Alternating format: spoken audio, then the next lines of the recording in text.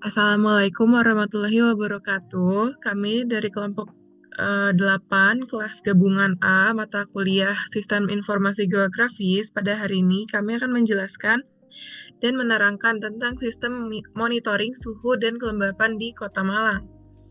Boleh next?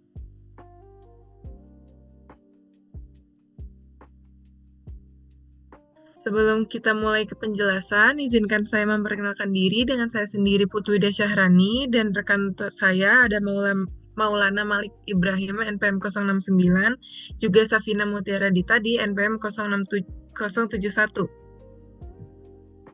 Next.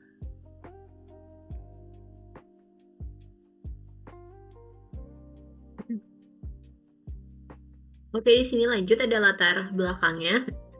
Kota Malang memiliki berbagai aktivitas perkotaan yang membutuhkan pemantauan suhu dan kelembapan untuk mendukung pengelolaan lingkungan. Pemantauan ini bertujuan untuk mengidentifikasi pola distribusi suhu dan kelembapan sehingga dapat digunakan untuk pengambilan keputusan terkait tata wilayah, kelola wilayah. Next.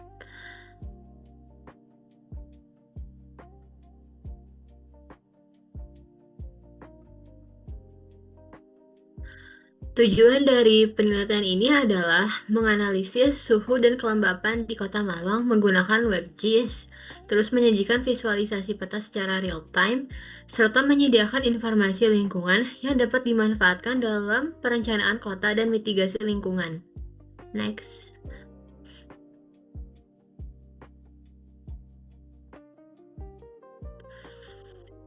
Di sini ada mengenai Sistem Informasi Geografis atau SIG, merupakan sistem berbasis komputer yang digunakan untuk mengumpulkan, memeriksa, mengintegrasikan, memanipulasi, menganalisis, dan menampilkan data yang berhubungan dengan posisi-posisi di permukaan bumi. Dalam studi kasus, sistem informasi geografis dimanfaatkan untuk memetakan serta menganalisis data suhu dan kelembapan yang diperoleh dari sensor berbasis IoT. Melalui SIG, data tersebut dapat divisualisasikan secara spasial dalam bentuk peta yang menampilkan kondisi lingkungan secara real-time. Next.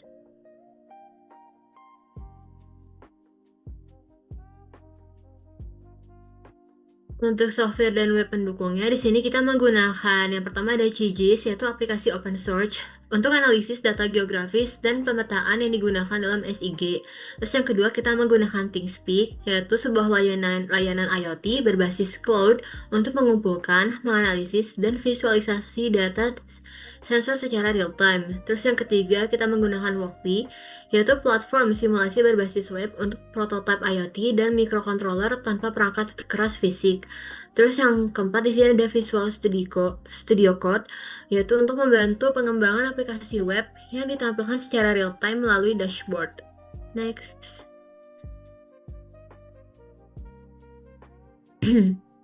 Di sini ada kriteria penentuan lokasi. Penentuan lokasi titik pemantauan didasarkan di sini yang pertama ada dekat pusat aktivitas seperti pemukiman, fasilitas pendidikan, dan kesehatan. Terus yang kedua ada menghindari area tidak sesuai seperti sungai, agrikultur, dan jalan raya besar. Dan yang ketiga adalah memiliki aksesibilitas yang baik seperti jalan utama, terminal, atau stasiun. Next.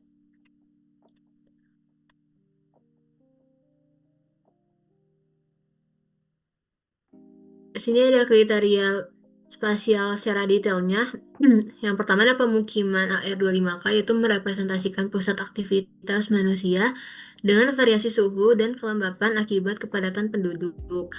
Terus yang kedua ada pendidikan PT25K, yaitu mengidentifikasi fasilitas pendidikan sebagai area dengan intensitas aktivitas dan jumlah pengunjung yang tinggi. Terus yang ketiga ada kesehatan PT25K, yaitu memastikan relevansi data lingkungan terhadap aspek kesehatan masyarakat di sekitar fasilitas kesehatan. Yang keempat ada jalan LN25K, yaitu memastikan aksesibilitas lokasi untuk pemasangan perangkat sensor serta keperluan pemeliharaan. Yang kelima itu ada sungai LN25K dan danau AR25K itu untuk menghindari area dengan kelembapan berlebih atau potensi banjir yang dapat mengaruhi mikrolimat. Terus yang terakhir ada rel KLN25K, yaitu menghindari jalur kereta api untuk meminimalisir gangguan kebisingan dan getaran pada perangkat. Next.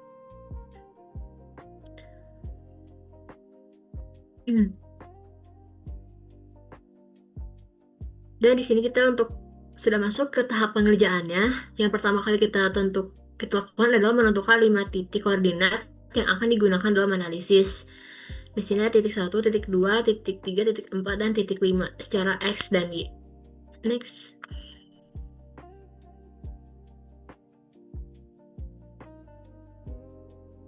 Nah, di sini ada alur kerja analisis, dan yang pertama itu adalah proses pengumpulan data spasial wilayah Kota Malang yang diperoleh dari sumber resmi dalam berbentuk shapefile. Di data tersebut, dia mencangkup batas administrasi, jaringan jalan, kawasan pemukiman, dan fasilitas umum. Data ini menjadi dasar utama dalam analisis penentuan titik monitoring suhu dan kelembapan. Selanjutnya yang kedua, data spasial diolah menggunakan perangkat lunak QGIS. Di tahap ini dilakukan penyesuaian sistem koordinat agar seluruh data memiliki referensi spasial yang seragam. Analisis spasial kemudian dilakukan menggunakan teknik buffer, union, dan difference untuk mengidentifikasi area yang sesuai dengan kriteria yang telah ditentukan. Setelah area potensial dilakukan, penentuan titik pemantauan dengan metode centroid untuk mendapatkan titik tengah geometris. Pemilihan titik juga mempertimbangkan aksesibilitas terhadap jaringan jalan.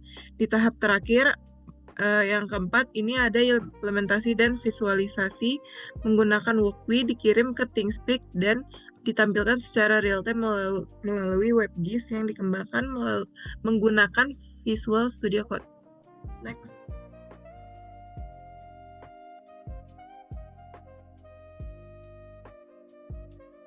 Nah, tahap pengerjaan selanjutnya yaitu buffer kriteria positif.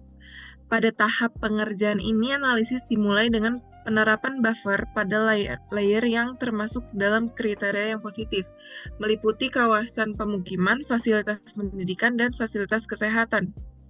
Next.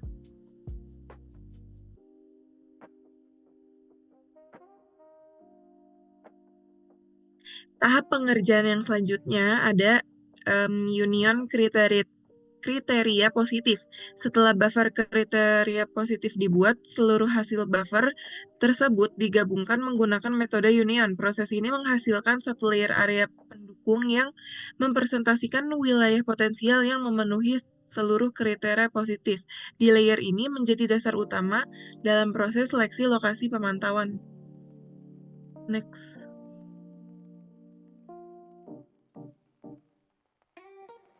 Lalu, di sini tahap selanjutnya ada buffer kriteria negatif. Dilakukan analisis buffer pada kriteria negatif yaitu seperti sungai, danau, dan jalur rel kereta api. Area di sekitar objek-objek ini dianggap tidak sesuai untuk penempatan sensor karena dapat mempengaruhi kestabilan mikrolimat, meningkatkan risiko kerusakan perangkat, serta menurunkan akurasi data. Next.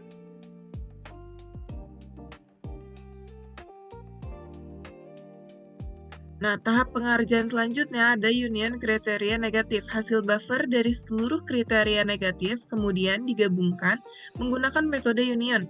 Layer ini berfungsi sebagai area pembatas atau larangan yang nantinya akan dieliminasi dari area pendukung yang telah diperoleh sebelumnya.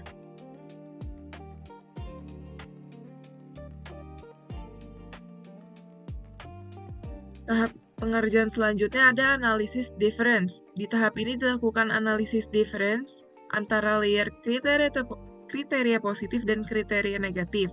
Di proses ini digunakan dengan tujuan untuk menghilangkan area pembatas dari area pendukung. Hasil dari analisis difference berupa area potensial yang telah memenuhi kriteria pendukung dan terbebas dari kriteria pembatas. Next.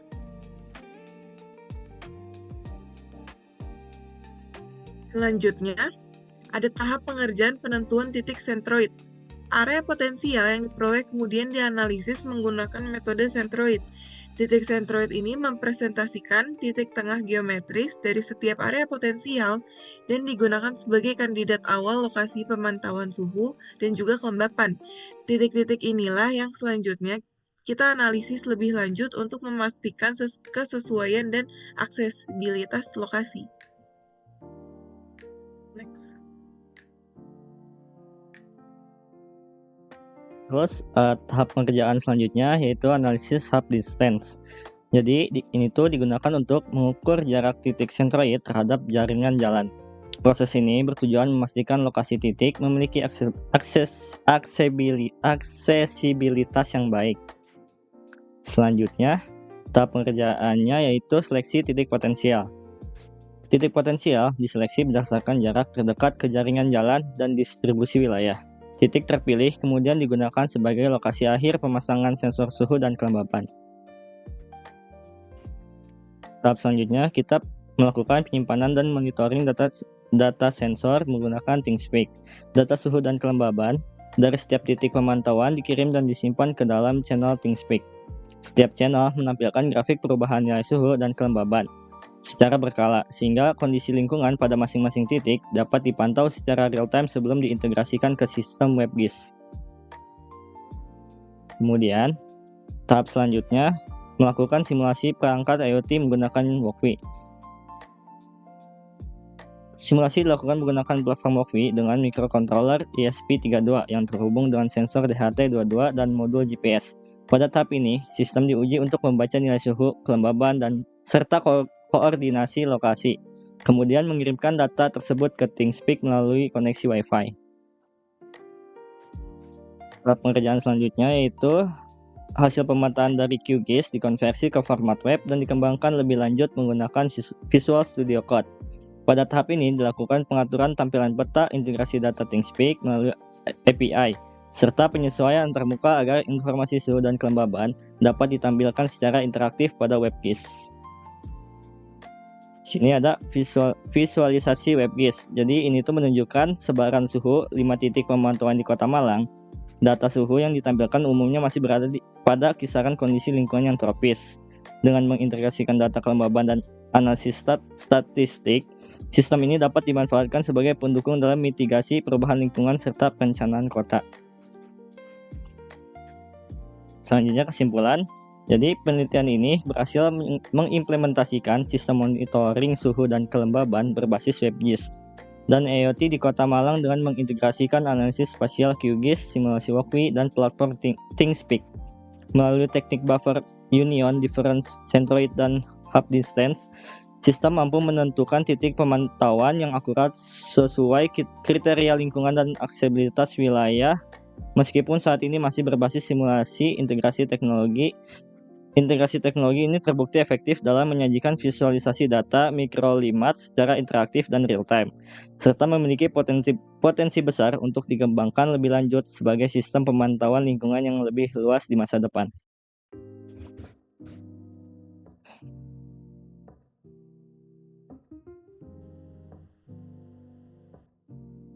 Oke, selanjutnya saya di sini akan mendemonstrasikan WebGIS yang sudah kami buat. Jadi di sini ada halaman utama monitoring suhu dan kelembaban di Kota Malang. Kita scroll ke bawah. Di sini ada sensor yang digunakan.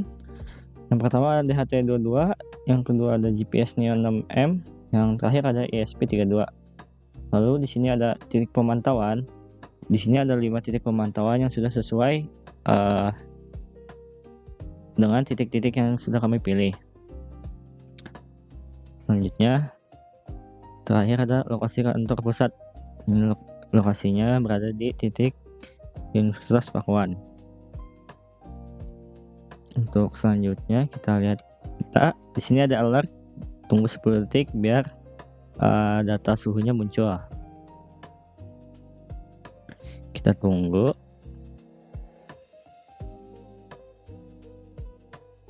Nah, di sini udah muncul. Kita lihat di sini ada titik 2.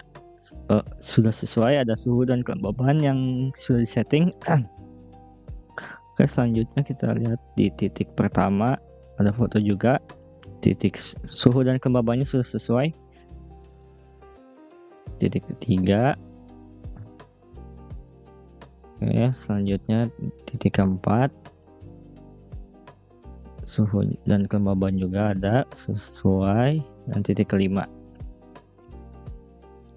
Oke, sekarang kita lihat statistik. Sudah sesuai, Untuk titik pertama di suhunya 24 derajat dan kelembaban di 40. Grafiknya begini. Selanjutnya ke titik kedua. Oh ya, ada titik koordinatnya juga sesuai. Oke, lanjut ke titik kedua, koordinat addressnya sudah sesuai dengan titik 2. Untuk suhunya titik 2 berada di 9,7 dan kelembabannya ada di 85,50. Grafiknya jadi naik ke atas untuk suhu dan kelembaban. Selanjutnya kita ke titik ketiga, sama koordinat dan address sesuai. Untuk titik 3 suhunya di 42,6 dan kelembaban di 20. Titik kelima juga sama. Titik keempat, sorry. Untuk pemantauan suhu ada di 62,8 dan pemantauan kelembaban ada di 11,5. Untuk grafik suhu seperti ini dan kelembaban juga seperti ini. Yang terakhir ada di titik 5, koordinat dan addressnya sesuai. Untuk suhu di minus 20 dan kelembaban di 84,5. Seperti itu. Hanya sini saya ingin mencoba satu fitur yang sudah kami tambahkan. Jadi di sini tuh jarak antara titik pemantauan 2 ke titik pemantauan yang kita pilih berada di 4,29 km. Nah, selanjutnya ke tahap akhir ya. Untuk tahap akhir di sini ada about us. Bersihkan anggota-anggota dengan nama dan job desk-nya masing-masing. Seperti ini. Oke, untuk WebGIS-nya seperti itu. Terima kasih. Baik, sekian presentasi atau penjelasan yang bisa kami terangkan. Kurang lebihnya mohon maaf. Wassalamualaikum warahmatullahi wabarakatuh. Let's go!